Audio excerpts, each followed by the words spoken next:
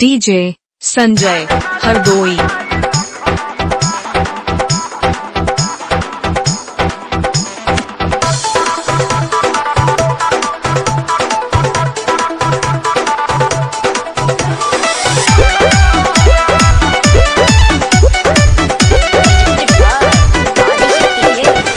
DJ Sanjay Hardoi.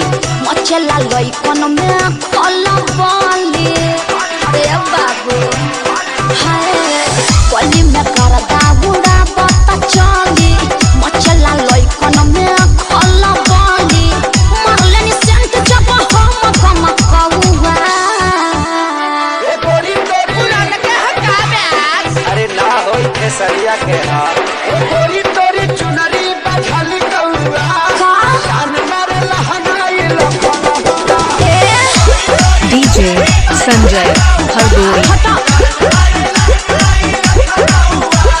हम का करी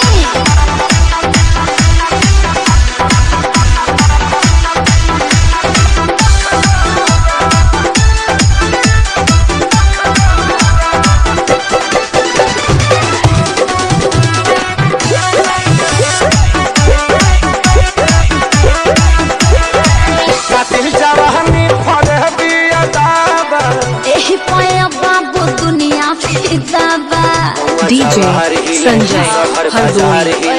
तोहरे यादा पमोने यो पे बिहार हिले साचो अरे हाँ हो बिदिया कसम कातिल जवानी फरे बिया दाबा लगता कि पीके आई ना पाड़ो जैसी पौवा गोरी तोरी अरे मुंह महका है हटिया अरे रजनीगंधा तुलसी खाया है न रे ए गोरी तोरी चुनरी बझली कौवा तो जान मारे लहनाई चल हटा डीजे संजय हरदोई।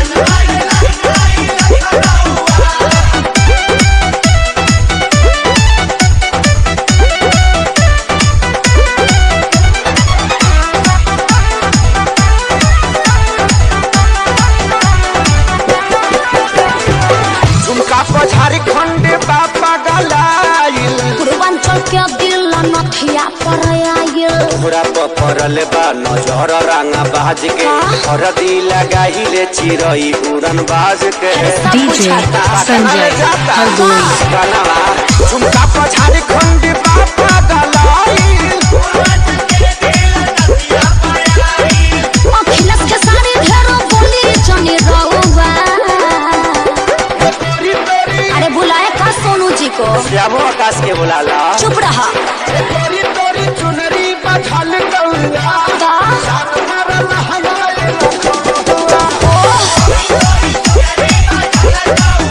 नमन बा अरे मुआ का presented by Adi Shakti Films.